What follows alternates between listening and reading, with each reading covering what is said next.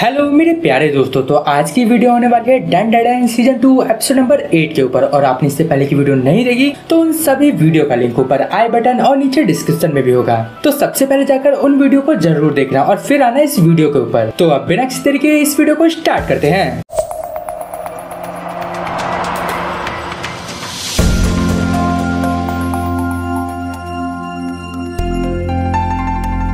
Episode की शुरुआत ठीक वहीं से हुई थी जहां से हमारा लास्ट एपिसोड एंड हुआ था। जो भी सारे भूत थे वो सब पोस्टर से बाहर आ गए थे और वो चिल्ला के बोल रहे थे, यहाँ पर कौन है जो बेसुरा म्यूजिक बजा रहा है। आयरा वहाँ बोलती है, मुझे नहीं पता, हम तो बस यहाँ से जा रहे हैं। लेकिन टर्बो ग्रैनी वहाँ बीच में आती है और वो बोलती है, ये म्यूजिक ये दोनों ही बजा रहे हैं। ये सुन के वहाँ के सारे भूत उनके ऊपर अटैक करने लगते हैं और अब वो दोनों के दोनों अपने योकाई फॉर्म में आ जाते हैं। वहाँ पर वो भूत इन लोगों के ऊपर म्यूजिक नोट से हमला कर रहे थे। ये किसी बम की तरह फट रहे थे। वहाँ टर्बो ग्रैनी बोल रही थी, तुम लोगों को उन म्यूजिक सिंबल से दूर रहना है, नहीं तो तुम लोग खत्म होने वाले हो। और अब वो सब के सब धान के खेत में पहुंच जाते हैं और वहाँ पर जो म्यूजिक नोट थे वो गोलियों की तरह इनके ऊपर आ रहे थे। आयरा वहाँ पर उन नोट को काफी आसानी से डॉज कर रही थी, लेकिन ओकारुन ऐसा कर नहीं पा रहा था। आयरा वहाँ पर अपने बालों से उनके ऊपर हमला करती है, लेकिन वो सभी भूत हवा में उड़ रहे थे। लेकिन तभी एक सिंबल आके ओकारुन को लग जाता है। इससे उसका शरीर पूरा का पूरा पैरालाइज हो जाता है। टर्बो ग्रैनी वहाँ चिल्लाती है, मैंने तुमसे पहले ही बोला था तुम्हें सिंबल का ध्यान रखना है। लेकिन तभी एक सिंबल आके उसको भी लग जाता है और वो भी वहाँ पर पैरालाइज हो जाती है। और अब उन दोनों के ऊपर लगातार वो सिंबल आके हिट करे जा रहे थे। ओकारुन वहाँ अपने इंसानी फॉर्म में आ गया था। वहाँ वो अपने आप को कोस रहा था, मैं बहुत ज्यादा कमजोर और किसी काम का नहीं हूँ। वहाँ पर टर्बो ग्रैनी उसे समझाती है, तुम रिदम के साथ अपनी बॉडी मूव करो।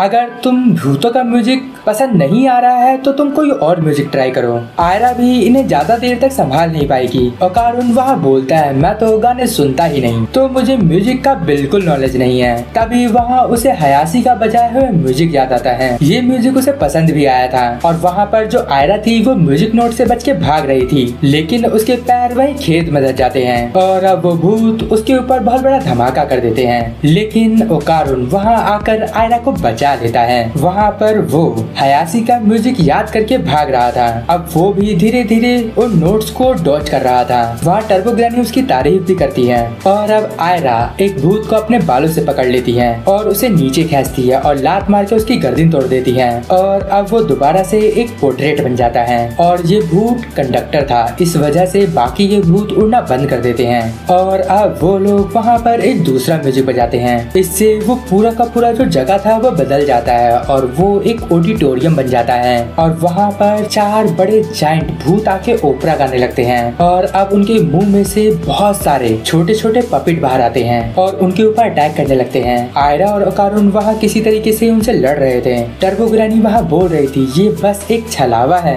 तुम इनके ऊपर ध्यान मत दो, तुम म्यूजिशियन को मारो। लेकिन वो लोग पीछे स्टेज पे होते हैं। वहाँ पर सभी पपेट्स ने इनको चारों तरफ से घेर लिया था और अब वहाँ पर आयरा ओकारुन का हाथ पकड़ती है और एक जायंट को बालों से पकड़ के उस भीड़ से बाहर आती है। वो लोग अब उस जायंट के सर पे बैठे हुए थे, तो अब बाकी के जायंट उसके ऊपर हमला कर देते हैं। फर्स्ट अटैक से वो लोग बच जाते हैं, लेकिन आयरा वहाँ पर ओकारुन को लात मार के दूर कर देती है और वो बोल रही थी, मैं इन जायंट को संभाल लूंगी, तुम जाओ उन म्यूजिशियन को मारो। लेकिन तभी वहाँ एक जायंट का हाथ आके आयरा के सर पे ही लग जाता है, लेकिन अभी भी वो हार नहीं मानती और जायंट की आंखों पर अपने बालों से पट्टी की तरह बांध देती है और उनसे वहाँ पर वो लड़ रही थी। और वहाँ ओकारुन के ऊपर लगातार म्यूजिक नोट्स का हमला हो रहा था, लेकिन वो उनसे बचते हुए स्टेज की तरफ भाग रहा होता है और आयरा वहाँ जायंट्स को एक दूसरे से ही पिटवा रही थी और वहाँ एक के ऊपर लात मार के उसको नीचे गिरा देती है। लेकिन नीचे गिरने के बाद भी वो गाना गा रहा था और वहीं ओकारुन के ऊपर हजारों पपेट हमला कर देते हैं। वहाँ पर अब वो फुल थ्रोटल का यूज करता है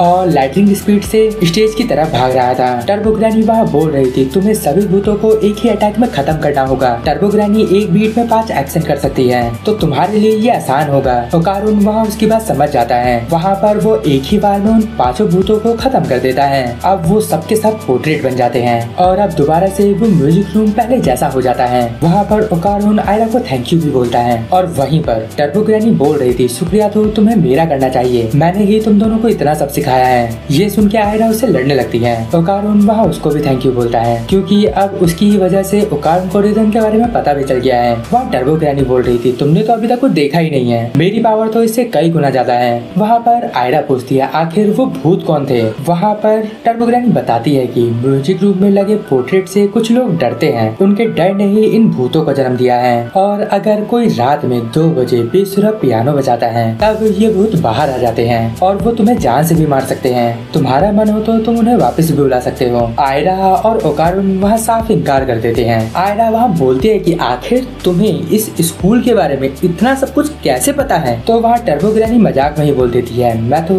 सिर्फ तुम्हें मारने के बहाने ढूंढती रहती हूँ। और तभी वो पियानो से नीचे उतरने लगती है और गलती से एक की दबा देती है, इससे वो भूत दोबारा बाहर आ जाते हैं। और वहीं दूसरी तरफ मांजिरो जीजी को बता देता है, हम लोग हयाशी को वापस बुलाने वाले हैं, हमें ईवल आई को खत्म करना ही होगा, वो कभी न कभी बाहर जरूर आएगा और इससे हमें से किसी की जान भी जा सकती है। जीजी वहाँ पर कुछ भी नहीं बोलता। मांजिरो वहाँ पर बोलता है, तुम मोमो और सेको में से किसी को मारना चाहते हो और इस हालत में तो तुम अपने पेरेंट्स के साथ भी नहीं रह सकते। कल ही हम लोग एक्सोर्सिज्म करके ईवल आई को खत्म कर देंगे, मैंने हयाशी को भी कल ही बुलाया है और सेको की जगह प्रेयर भी मैं करूँगा। ये बोल के मांजिरो वहाँ से चला जाता है। मोमो वहाँ सेको से बोलती है, आप कुछ बोलती क्यों नहीं हो, आपने तो बोला था ईवल आई हमारी फैमिली बन के रहेगा।